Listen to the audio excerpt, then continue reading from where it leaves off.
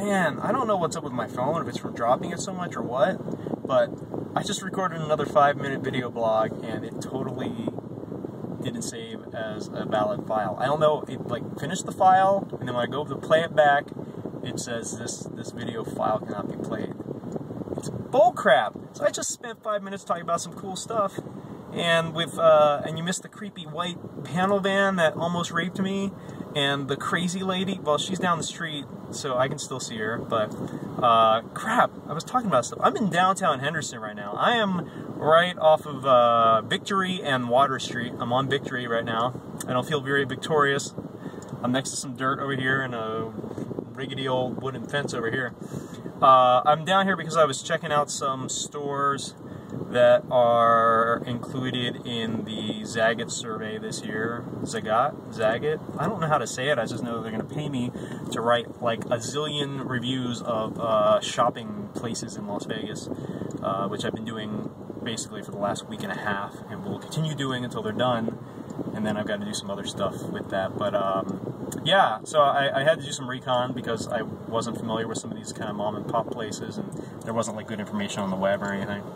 So that means I've been spending a little bit of time down here that I haven't spent in a few years, and man, it's in bad shape.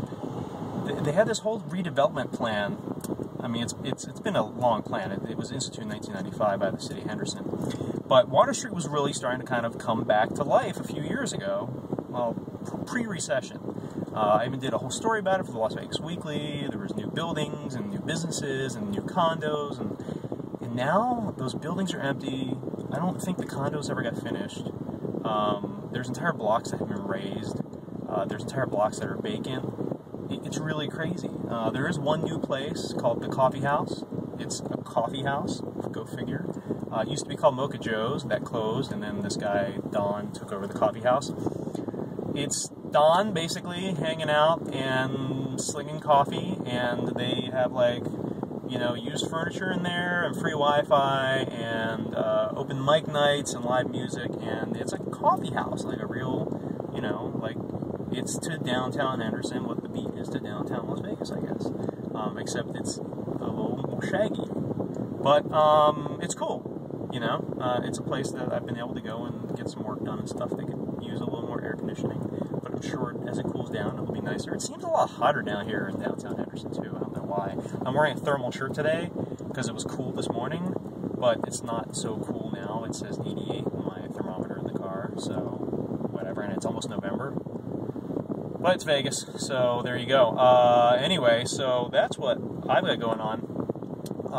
Yeah, the coffee house, you go check it out. Make sure this guy stays in business. I mean, it's just him running it and owning it and whatever. And I mean, he said things are good, but there was a couple crazy people in there today, and that was about it. I only saw like one person actually give him money besides me.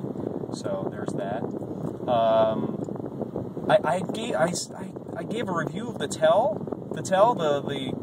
quasi-quarterly storytelling event co-sponsored by Vegas 7 magazine and blah, blah, blah, blah. The second anniversary was last night.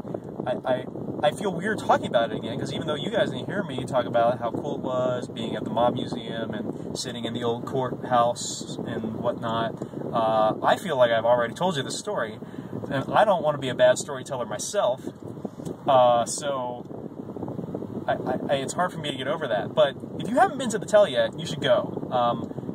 If you're one of those people that thinks people standing up and telling stories isn't, like, amusing or funny, this will change that notion.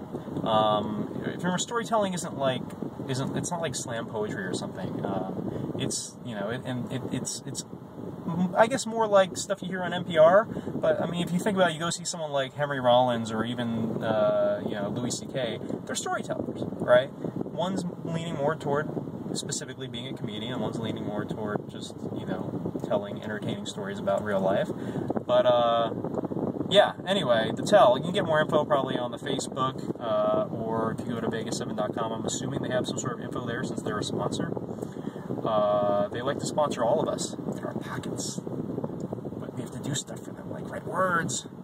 Anyway, we're hitting 5 minutes, so I'm gonna go. Hopefully this video actually recorded. If it didn't, I'm gonna effing scream. I'm gonna scream. My windows are shut, so it's cool, I can do it. I I will talk to you guys next week.